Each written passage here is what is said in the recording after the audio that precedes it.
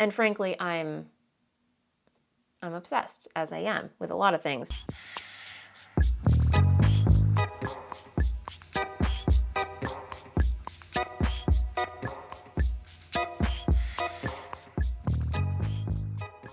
Hey everybody, welcome back to my channel. I'm Kristen, and if you're new here, this is a corner of the internet where I come at you every other week or so and share what I've been making. I do a lot of knitting, I do a lot of crochet, I do a lot of sewing, quilting, bead weaving, actual loom weaving. I mean, guys, I do it all. So if you are multi-craftual, like jumping down all the crafty rabbit holes, you're in a good place. Grab a beverage of choice and let's get into things. No real housekeeping notes to discuss this week, so no news is good news, I guess. It is a beautiful day here in Port Chester, New York, where I hail from. Spring, guys, I cannot wait. I'm so ready for spring. I don't know about you, wherever you are in the world, but yeah, I'm so done with winter. I'm so done with sweater weather. As much as I love wearing sweaters, I mean, clearly Margot the mannequin, my lovely assistant behind me, is all about the sweaters today. Let's talk about what Margot's wearing this week. She is wearing the No Frills pullover by Petite Knit, and this is a sweater that I knit, I want to say about two-ish years ago. I knit it out of Voolenvine yarns, my hand-dyed yarn company, out of my Vulca base, which is a lovely superwash blend of merino, cashmere, and nylon, held together with mohair, which I call my ghost lace base. I haven't dyed that recently, but just because I fell off the mohair bandwagon, but 2 years ago, that was a different story. So both bases dyed in my Gashly Crumb colorway, which was obviously inspired by Edward Gorey, an American illustrator who draws all these wonderful, creepy little black and white illustrations. Love his work, inspires a lot of the things that I do. Yeah, so anyway, that is my No Frills pullover, easily one of my favorite makes. It is like those two bases together, mohair and the cashmere merino nylon. Oh my goodness, guys. It is like butter. Like butter. They're like butter. Butter, like butter. Let me tell you. I'm just not wearing my sweater today because it's not really sweater weather. Sweater weather, finally, sweater weather. In the house. Oh my goodness. I'm pulling out all the Saturday Night Live quotes today. What can I say? Okay, so yeah, I've got some stuff to show you this week. I hope you're excited. It is going to be a weaving heavy episode because, my friends, I've been doing all the weaving. I have to admit, my knitting mojo, I don't know. I haven't been feeling the knitting lately, but oh my goodness, the weaving, the crochet, the beading, that mojo is going full strength. So without further ado, let's talk finished objects. And if you happen to be a member of this channel, thank you so much for being a member. And I apologize because I'm going to repeat myself here with this project. But I finished some kitchen towels. Oh my gosh, guys. This is the second project that I wove on my new floor loom, my Harrisville Designs A6. I think that's it. That's all there is to the name. It's just the Harrisville A6. It's a 22-inch width loom. It's beautiful. It was gifted to me by my mother-in-law, Carol. Carol, thank you so much. I'm having so much fun with it. I'm learning so much. Oh my gosh, yeah, I'm obsessed. So anyway, I downloaded a digital copy of Handwoven magazine. I believe it was their November-December 2021 issue. I've probably said it so many times on the channel where I've had it memorized, but this is a pattern from that issue. It is called the Shadow Play Kitchen Towels by Barbara Gordsmith. I'm totally butchering that. Down below. I sincerely apologize if you were watching Barbara and I completely butchered your last name, but she designed this beautiful draft for the magazine, and the pattern gives you 3 different variations. So basically you create one whole warp, and then from that warp you can create 3 different variations of kitchen towels. So here I only have 2, and that is because I messed up on the first kitchen towel. I was just, getting my feet wet, getting the muscle memory down. It's kind of like a practice run. So thankfully I did not have to redress the loom. I realized I was making some mistakes. So I just did a whole bunch of plain weave and then started the draft over again from the beginning. So I only had enough warp left to finish 2 kitchen towels. So here they are. Here's 2. Look how fun these are, guys. They're so, so pretty. And as I told members, like from far away, you can see the whole picture. Up close, it's a little bit of a mess, but look how detailed that is. And also, as the name suggests, shadow play, this employs the shadow weaving technique. I don't have the definition totally down pat, but I know it uses light and dark threads in the weft, and then you're also alternating between light and dark threads in the warp. So it creates kind of like this illusion where, you know, I don't know, you're playing with light and dark constantly. So it's really brilliant.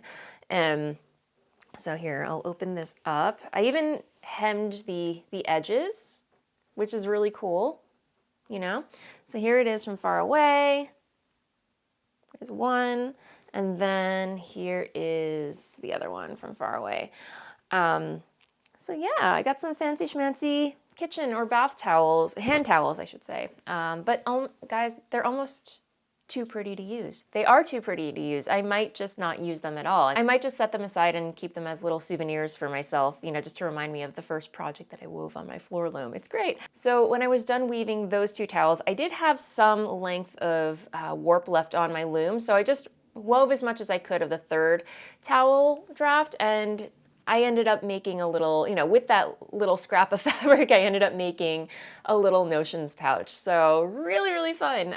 You know, just something, oops, now my zipper doesn't work. There we go, okay. Just a little pouch to keep some knickknacks in, little tools or makeup or something. One can never have too many pouches. Am I right? I should also mention that I did wet block these. So just like you block your knitting, you block your weaving projects.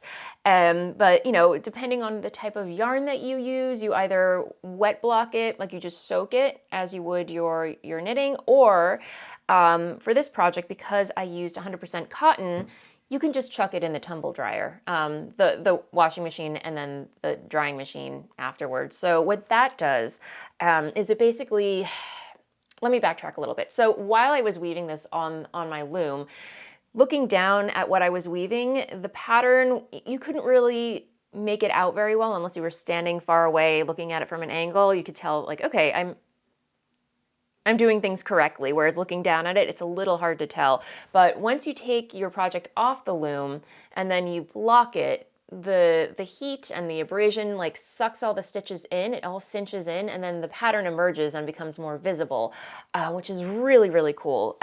So when it comes to, you know, wet blocking a weaving project, it's unlike knitting. I feel like, you know, knitting, it's exciting, you know, oh yay, I finished my project, I'm gonna block it now.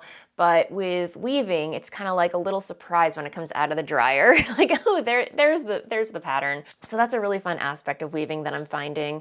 And I should talk about the yarn. So as I mentioned, I used 100% cotton, Maurice Broussard in the size 8-2. So if you're just getting into weaving or learning about it, you'll learn that cotton comes in all different shapes and sizes. You have mercerized cotton, which is treated to make it more shiny. This is just 100% cotton, size 8-2 by Maurice Broussard. You get clearly, it comes in a cone, and you get thousands of yards in here. So I think one cone is about somewhere ballpark like $12 and $15, and you can get multiple projects out of one cone. So you definitely get a good bang for your buck, and it's really, really nice quality. So here we go, here's the label, Maurice Broussard. I actually got a couple of colors for me to have fun and play with. For this project, I used 3 colors. So I used this, the pink is like a salmon, the red is cayenne, and then I used this deep burnt umber for the darkest color. And yeah, it's just, oh, so cool, so cool. So yes, that was my shadow play kitchen towels, and I totally want to make another set in a different color variation. So totally gonna have more fun with that. But wait, my friends, that's not all. There is more. I have another weaving project that just came off the loom. This next project I wove on my rigid Heddle loom.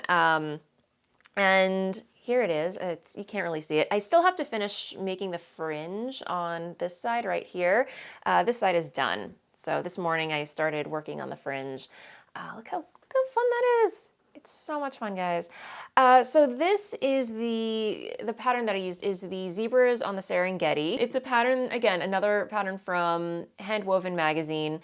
This time it's by Carla, Jeanne, Hubbart from Handwoven magazine. I don't know, it was like a separate pattern download, but I'll put all the links and details down in the description box, along with everything else that I mentioned in this episode. But yes, this was the pattern that I used. Again, I wove this on my 16-inch rigid Heddle loom, and it's simple plain weave, but the pattern uses the color and weave technique. When it comes to the color and weave technique, all that means is that you're warping the colors in your loom in a certain sequence. I hope that makes sense. But yeah, you know, here you can see the vertical stripes. So I warped my loom with like 2 threads of white, 2 threads of this dark plum, 2 threads of white, 2 threads of dark plum, vice versa. You know, you get the gist. And then the rest I just warped with this 3rd color. So again, really, really simple, really easy to wrap your brain around if you're new to weaving. And the yarn is, you guessed it, my hand-dyed yarn, Voolenvine yarns on my Volca base again, the same yarn base that I used to knit the no frills pullover. So very, very, very soft, guys. I am so happy with the way that this blocked out. Again, like this yarn, tooting my own horn again, but you know, my Volca base, which by the way is German for cloud, it really, really blooms after you block it, and the drape is just, oh, so lovely, so lovely. So here is what it looks like in all its glory from end to end. So here's one end. And I actually, midway, I deviated from the pattern just because I really wasn't feeling it. I was not very crazy about the pattern itself. It was just, I don't know, I kind of lost interest in it. I felt like this has happened to you guys, where you're just like working on a project and suddenly it's like, nah, I'm not really feeling it again. So it just became about powering through and getting to the end, unfortunately. But I really love how these colors wove up and, you know, how they're playing together. So the colors that I'm using are 3.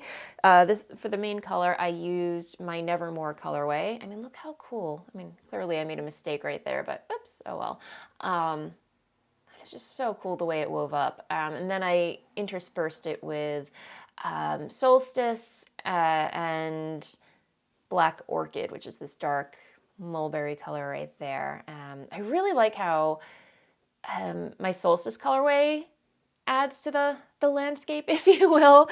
You can see it better over here where I just did plain weave in it over here. So it, of all the colors, Solstice is speckled, so it kind of adds like a little bit more dimension and interest, if you will. So yeah, I don't know. This was just kind of like a little practice project for me, just to kind of see how, it's not even long enough to be a proper scarf. So again, like this was just a practice, let's get her done type of project. I was just really curious to see how my yarn wove up, and I am very, very pleased. So I have no idea what I'm gonna do with this. I think this is just gonna become a little sample that I keep around, but yeah, I'm just, again, guys, I'm obsessed. I'm obsessed with my rigid Heddle loom. I'm obsessed with my floor loom. I just want to weave all the things.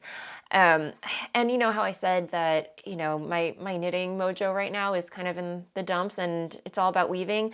I'm just really, I think I'm more interested right now in weaving with hand-dyed yarns and seeing how those work up, because I think you can get a lot of cool effects with hand-dyed yarn and weaving. I've seen some stuff on Ravelry that I kind of want to replicate and, you know, just learn from. So we will see. We shall see where this takes me. But yeah, as for my next weaving project, I haven't really decided. I mean, I definitely want to make more of those shadow play kitchen towels, just, you know, for fun, and to have on hand to give away as gifts and stuff. I don't know. I have grand plans. Watch this space. Lots of fun weaving things to come down the pipeline. Oh, and one thing that I did want to talk about. So one last thing that I want to talk about before I move on from weaving. So when I made this little pouch, this required me, well, both the towels and the pouch required me to cut into my weaving. And I know for some that can be kind of scary, but after you've blocked it, I have a little piece right here so that I cut from the towels. If you really force the edges, it unravels, but for the most part, it's these stitches, these woven bits, it's in there. They're not going anywhere. It's really cool. So if you are on the fence about cutting into your weaving, my friends, fear not. If you've blocked it, even if you haven't blocked it, I know Kelly Casanova did a whole video on this, showing you what happens when you cut into your weaving, blocked or not blocked. And honestly, guys, you'd be hard pressed to destroy or unravel. Like the woven, your threads aren't going anywhere. They're just not going to unravel once you cut into them. So anyway, I thought I would just show that to you because I thought it was interesting. So, okay, moving along.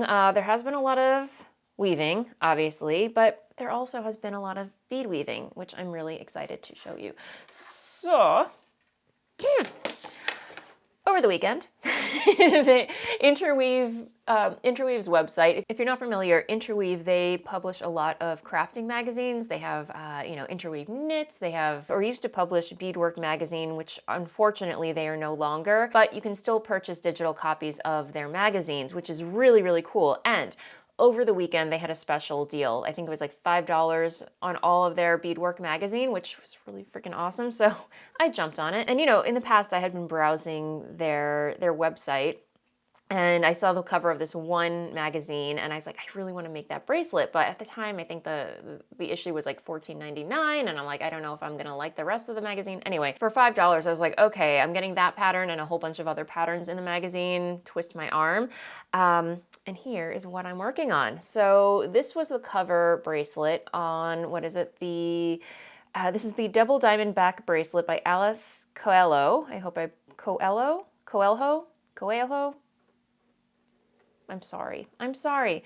From their June-July 2013 issue. So it is a bracelet work in progress, but how cool is that, my friends? So basically what the pattern has you do is make a whole bunch of little tiny peyote granny squares, if you will. That's the best way I can describe them.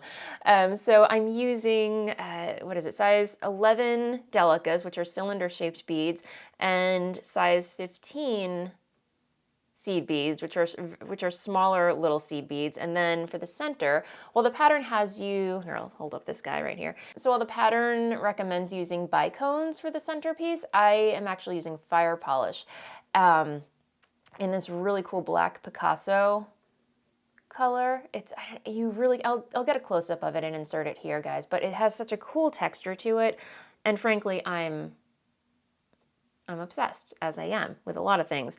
So here's my little tin or plastic container of size 15 seed beads. They're super teeny tiny. They kind of look like poppy seeds. I don't know, I can see that. They're so small, guys. And yeah, I'm just, one of these little squares takes about maybe less than 15 minutes to make. And yeah, I have it memorized. So I've just been hanging out at the end of the day, whipping up all these little tiny squares while watching my YouTube videos. And yeah, we're just amassing a little pile of beaded squares, and it's so much fun. I'm loving it. The only thing I have to do is procure a clasp for this. It requires like one of those bar clasps with 5 loops. I might even just make a beaded clasp. I think I'll have a lot of fun with that as well. So anyway, really, really great pattern. Really enjoying it. Definitely scratching an itch. And yeah, I'm actually wearing this bracelet right here. This is a pattern pattern tutorial that I followed from Bronze Pony Jewelry on YouTube. If you're not familiar with her, she has a really, really wonderful YouTube channel where she does all these beading tutorials, and she also has a very, very calming voice. I forget what pattern this is particularly. I will link to it down below, but it uses a lot of herringbone stitch. Herringbone, peyote, a little bit of brick stitch over here, and then a really cool funky button clasp. So I wear this a lot, guys. I love it so much. One last thing I have to share with you before I go. Again, over the weekend, I did a total audit of my, whips again, kind of off camera. I just fell down that rabbit hole. I was trying to organize my craft room, get everything in its place, and then ended up just going through my whips and unfinished objects again and pulled out everything and just had another come to Jesus moment with all my projects. And, you know, I made some progress and finally decided what I actually wanted to finish versus what was just getting frogged. That's another episode for another day, but what I have been working on is this number right here. Do you guys remember this project when I first cast it on? So this is the Mulberry Afghan, a Tunisian crochet project or pattern by Toni Lipsy, who is the queen of Tunisian crochet, or she's the YouTuber that I followed and watched and learned Tunisian crochet from. If you want to learn Tunisian crochet, look no further than TLC Yarn Crafts, because Toni is so good. I love her personality too. She's just such a ray of sunshine. Guys, I'm in rare form today. I don't know if it's the caffeine or just I'm ready for the weekend. I don't know, guys. I don't know about you, but I'm so ready for the weekend. Anyway, so the yarn that I'm using for this is Lime Brand Ombre in the, I actually wrote show notes this week, guys. Show notes. So helpful. This is the yarn Mandala Ombre in the cool tone, cool colorway, because it is very cool, gray, black, like my soul, and Basic Stitch Anti-Pilling Black, also Lime Brand. Nothing fancy, very, very soft, very next to skin. Purchased this at Joanne Fabric. Very, very sad, guys. They are going under, they are bankrupt, they are going out of business. I don't know if I'm gonna make it to Joanne Fabric at this point before they shut their doors for good. Honestly, I don't think it's gonna happen. And to be fair, I don't think I really want to go, because I know if I go, the shelves are just going to be completely empty and there's going to be lines out the door. Not my scene, not my jam. So I will have this yarn in my life to remind me of the good old days at Joanne Fabrics. Anyway, yeah. So that is the yarn. All that to say is that's the yarn that I'm using for this project. And it is so fun, so fun. So anyway, as I mentioned, this is Tunisian crochet. This is a technique that I learned, I want to say a couple years ago, where I got really into it and then I kind of came off of it. I don't know, I just kind of lost interest. It was a little hard on my hands. Yeah, I just really wasn't connecting with it. And lo and behold, when I over the past weekend or so, when I came back to this project and I started working on it again, I don't know what clicked, but it's coming a lot easier to me. And I think it might have to do with the fact that I've been, crocheting a lot more lately. I've just kind of built the muscle memory, and coming back to a technique like Tunisian crochet, it just clicked. It just works. So, yeah, I'm having a lot of fun with it. It's progress is slow but steady, and I'm just really enjoying the process. It's very relaxing. It's very chill, which clearly I'm all about these days. So here's what it looks like from the outset, and here's what it looks like from behind. It's not going to be a big blanket. This was just a project to get myself familiar with Tunisian crochet, get used to, the motions and everything. And this will probably go to Bella, as most of my blankets do, because Cat can never have too many blankets. What can I say? The hook that I'm using here, I'm using the Clover Tunisian crochet hooks. You can actually pick these up at Michael's or your local craft store. Bonus points if you have a coupon, one of those 40, 50, or 60% coupons. You can get the whole set for basically peanuts, and I really, really do like this set. I have 2 other Tunisian crochet hook sets. I know I'm crazy. When I fall down a rabbit hole, I go all in. It's just how I roll. Beautiful sets, but I really like this one just because of the tip. It's pointy, it really gets in there, depending on the yarn that you're using. Again, as I say, tools make all the difference. Like if you're struggling with a certain project and it's just not flowing, or you're having difficulty with it, check your tools. Try swapping your tools out for another tool and seeing if you have better luck with that. And yeah, so anyway, I will stand back so you can see this. Yeah, there we go. And I know there's like it's supposed to be an ombre effect, and there's a jarring transition of colors in the middle. Not really what I was hoping for. I think there was a knot in my yarn and it just kind of suddenly transitioned back over to the darker yarn. But honestly, guys, I think it's cool. It's fine. This is, again, kind of like a practice run for me. I'm really excited to try more difficult, advanced Tunisian crochet techniques. But for the meantime, this is just kind of, you know, scratching the itch, as I like to say. Yeah. So, oh, and yeah, this is the end of a Tunisian crochet hook. So yeah, Tunisian crochet hook just has a hook on one side, and then it has like a long cable, depending how wide your project is, kind of like a loom, you know? And then here's the end. There's like a stopper at the end. So okay, guys, I feel like I'm rambling at this point, and to be honest, that is all the creative content that I have to share with you this week. So as I mentioned, yeah, very weaving heavy with a side of Tunisian crochet. If you've made it this far, thank you so much, as always, for hanging out with me. If you're new here and you haven't already, feel free to like and subscribe. I'm putting out videos for your viewing pleasure every other week. And until the next video, happy making, and I'll see you soon. Bye.